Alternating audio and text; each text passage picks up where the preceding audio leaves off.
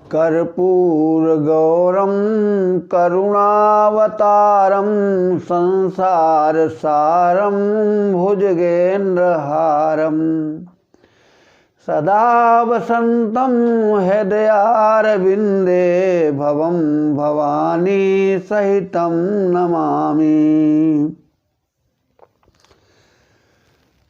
श्री भगवान विष्णु जी की जय, श्री हनुमान जी महाराज की जय। पिछले एपिसोड में भगवान शंकर बैल पर सवार होकर के और अपना भेष संहार करके विवाह के लिए जा रहे हैं।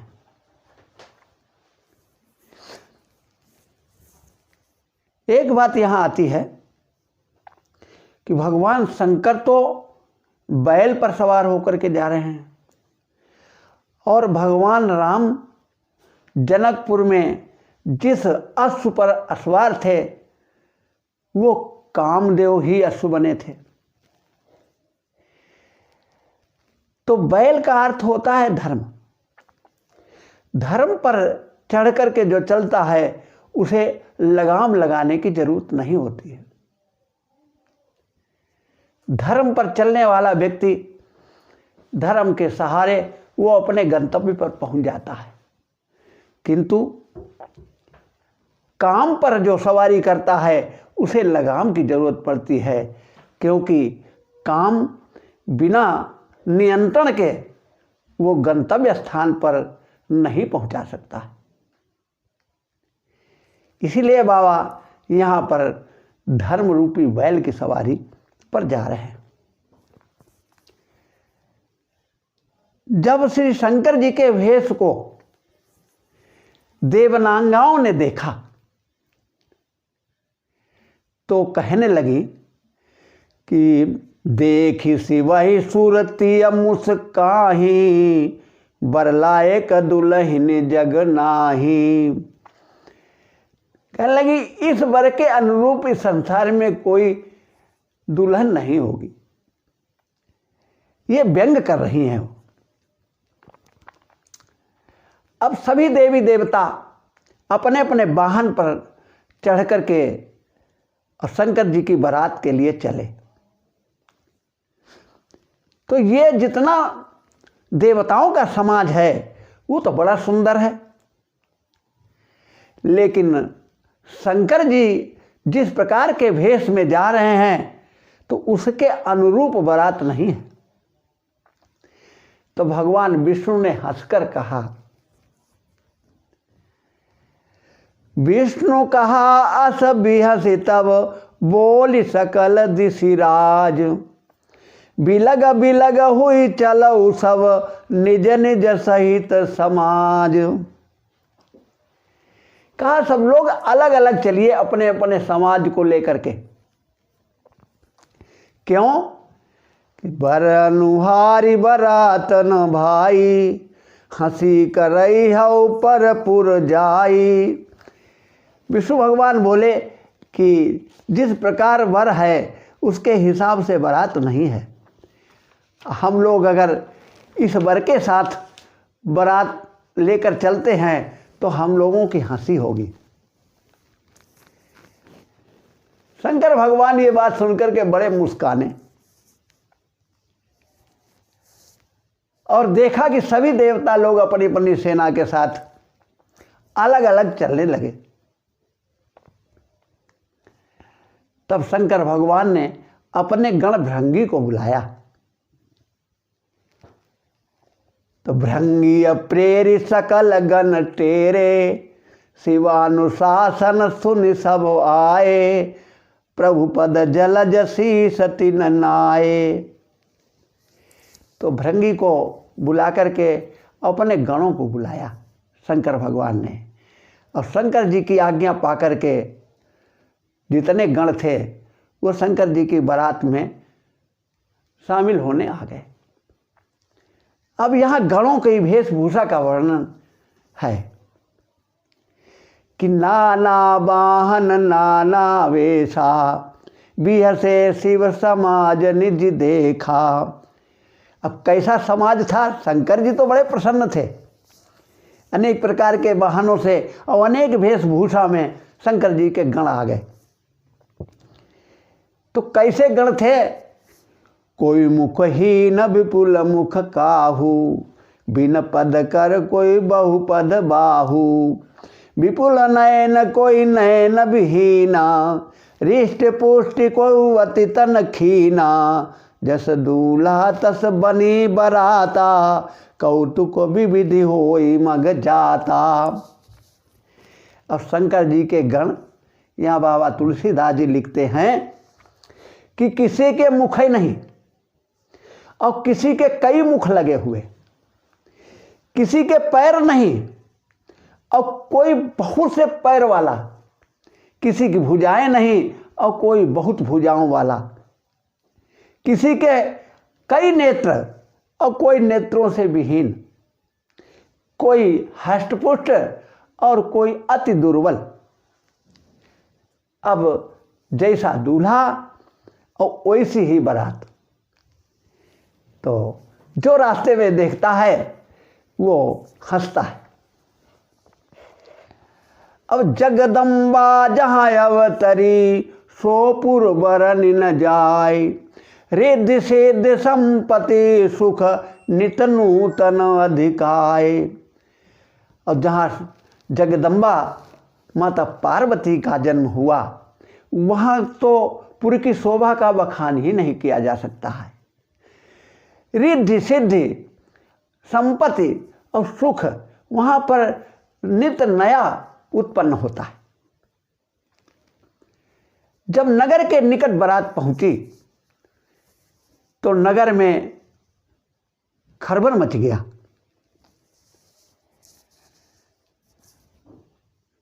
और सभी नगर निवासी अपने अपने वाहन सजा करके और अगवानी लेने के लिए चले।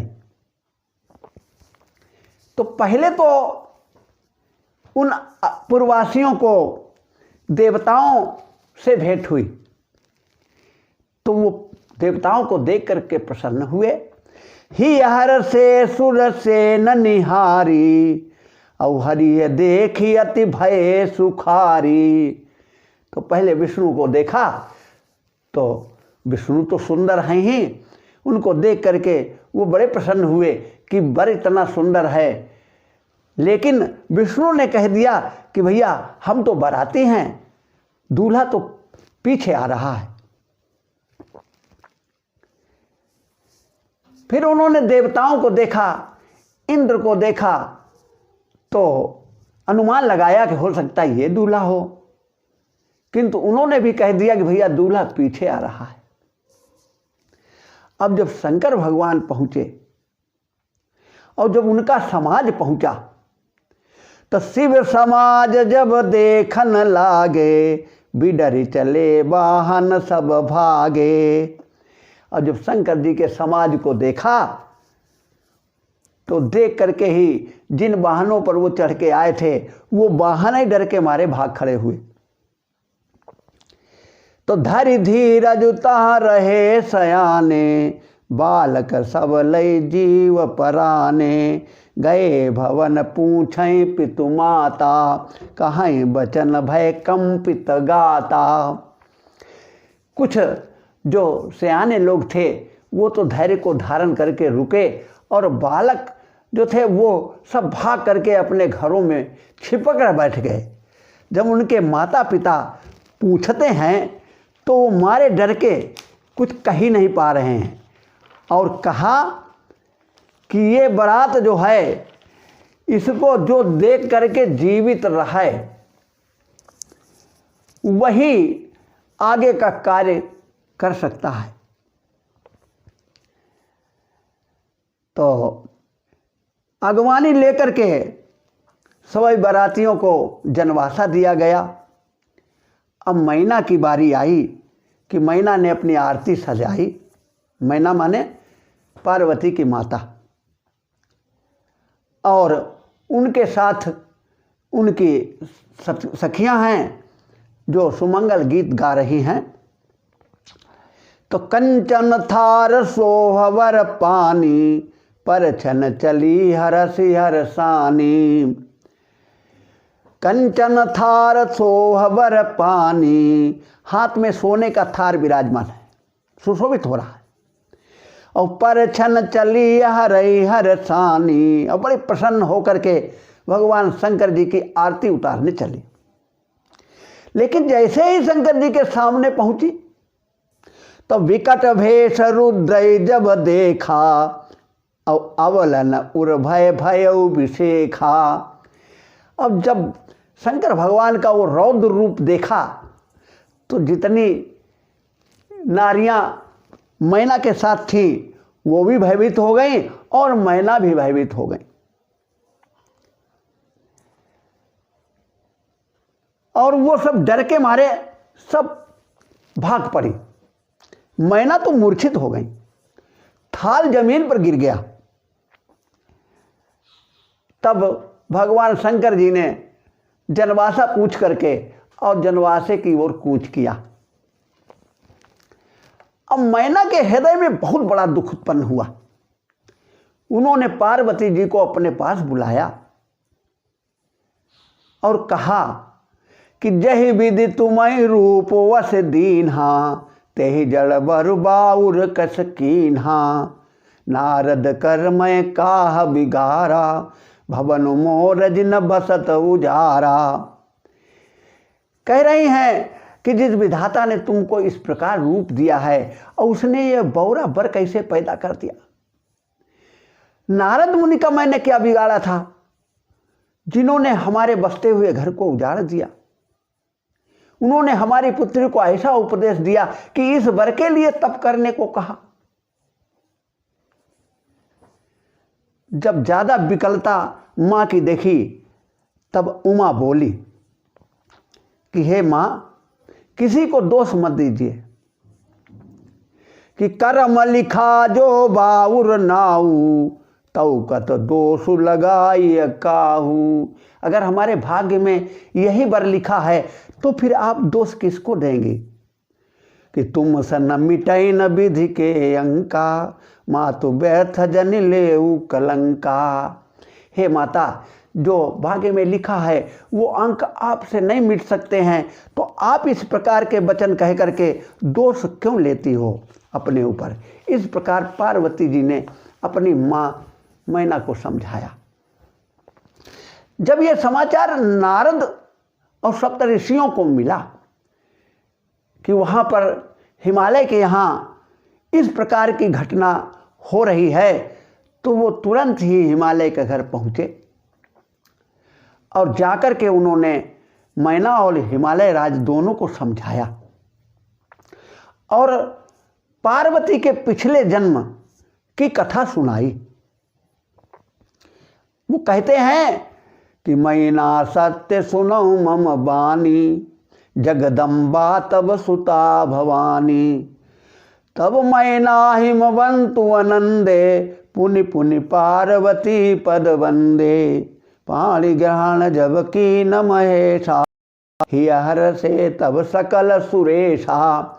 जब नारद जी ने हिमालय राज और मैना को समझाया कि ये तुम्हारी पुत्री जो है जगदम्बा है और ये जगदम्बा ने हमेशा शिव को ही वरण किया है, इसीलिए शिव और ये पार्वती की जोड़ी ये हमेशा से चली आ रही है और हमेशा ये दोनों एक ही रहेंगे।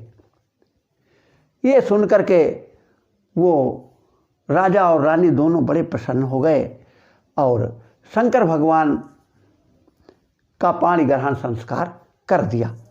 ये देख करके देवताओं में प्रसन्नता छा गई, क्योंकि देवता तो चाहते थे कि जितने जल्दी शंकर भगवान का विवाह हो जाए उतनी जल्दी हमारे कष्ट कट जाएंगे।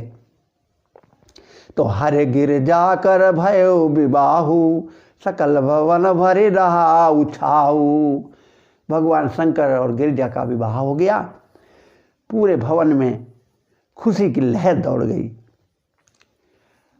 अब माता मैना जो हैं वो उमा को थोड़ा समझाती हैं, जो नारी के धर्म होते हैं पति के प्रति, वो समझा करके भेजती हैं।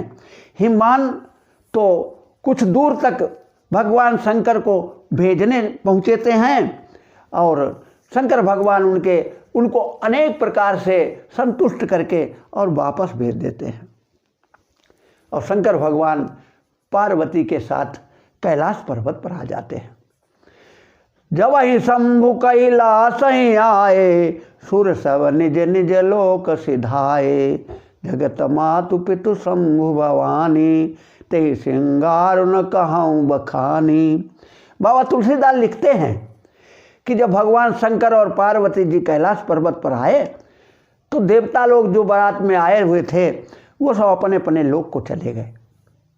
अब कहते हैं कि संसार के माता पिता ये शंकर भगवान और पार्वती हैं, तो इनके श्रृंगार का वर्णन करना हमारे लिए उचित नहीं है। करें विविध विध भोग विलासा, गणन समेत बसई कैलासा। हर गिरजा विहार नित नयऊ, यही विधि विपुल काल चली गयऊ। बहुत समय तक कैलाश पर्वत पर विविध प्रकार के भोग विलास करते हुए शंकर जी और पार्वती जी के पुत्र उत्पन्न हुआ। तब जनमेऊ खटवदन कुमारा, तारक असुर समर जहि मारा। तब खड़ानन का जन्म हुआ और बड़े होकर के खड़ानन ने तारकासुर का वध कर दिया। अब देवता लोगों की जो संकट था वो भी दूर हो गया। अब भरद्वाज से याज्ञवल्क्य मुनि कहते हैं कि शंभु चरित सुन सरिस सुहावा, भरद्वाज मुनि अति सुख पावा। प्रेम विवश मुख आवन वाणी, दशा देखी हर से मुनि ज्ञानी। कहा कि हे मुनि भरद्वाज जी, आप धन्य हैं, तुम्हारा जन्म भी धन्य है कि तुम्हें शंकर भगवान प्राणों से भी प्रिय हैं।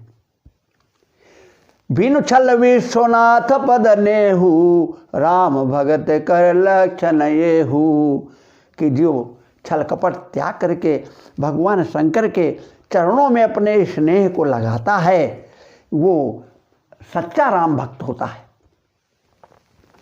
तो पहले तो मैंने ये शिव चरित कह करके तुम्हारा मर्म जान लिया और तुम सच्चे राम के सेवक हो, समस्त विकारों से रहित हो। अब मैं राम की लीला को वर्णन करने जा रहा हूं, तो अब आप राम के चरित्र को सुनिए। परम रम्य गिरिवर कैलासु, सदा जहाँ शिव उमा निवासु। बैठे सोह काम रिपु कैसे, धरे शरीर शांत रस जैसे। बड़ा सुंदर कैलाश पर्वत है जहाँ शिव और उमा का निवास है। एक दिन शंकर भगवान शांत रस जैसे बिल्कुल शांत स्वभाव बना करके बैठे हुए थे, तो उस समय पार्वती भला अवसर जानी, गई शंभु पै मातु भवानी। उसी समय पार्वती जी ने वो अच्छा अवसर समझा और वो शंकर भगवान के पास पहुँची। जब शंकर भगवान ने देखा कि पार्वती जी आई हुई हैं, तो जानी प्रिया दरुवति कीन्हा, वाम भाग आसन हरि दीन्हा। तो प्रिया को जान करके भगवान शंकर ने उनका बड़ा आदर किया और अपने वाम भाग में आसन दे करके उनको बैठाला। तो पति हेतु अधिक अनुमानी, बिहसी उमा बोली मृदुबानी।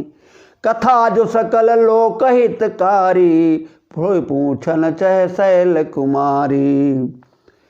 अब पार्वती जी भगवान राम की कथा को सुनना चाहती हैं और उन्होंने शंकर को अनुकूल देख करके और कहा पार्वती जी बोली कि जो मोह पर प्रसन्न सुख राशि, जानिए सत्य मोहि निज दासी, तौ प्रभु हरौ मोरे अज्ञाना, कही रघुनाथ कथा विधि नाना। हे प्रभु, आप हम पर अगर प्रसन्न हैं तो भगवान के चरित्र को कह करके हमारे अज्ञान को हरण कीजिए।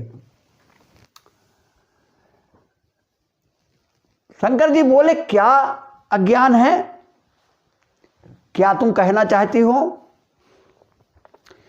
तो पार्वती जी कह रही हैं कि राम सो अवधन पति सुत सोई, कि अज अगुन अलख पति कोई। कि राम वही हैं जो अयोध्या के राजा दशरथ के पुत्र हैं, या कोई अजन्मा या अगुन अलखपति कोई दूसरे हैं। और अगर वो राजा के पुत्र हैं तो ब्रह्म कैसे हो गए? तो ये हमारी बुद्धि में नहीं आ पा रहा है। इनका चरित्र देख करके, उनकी महिमा सुन करके हमारी बुद्धि भ्रमित हो रही है। तो हे नाथ, कहा पुनीत राम गुण गाथा, भुजग राज भूषण सुरनाथा। हे प्रभु, हमको राम के गुणों को कह करके सुनाइए।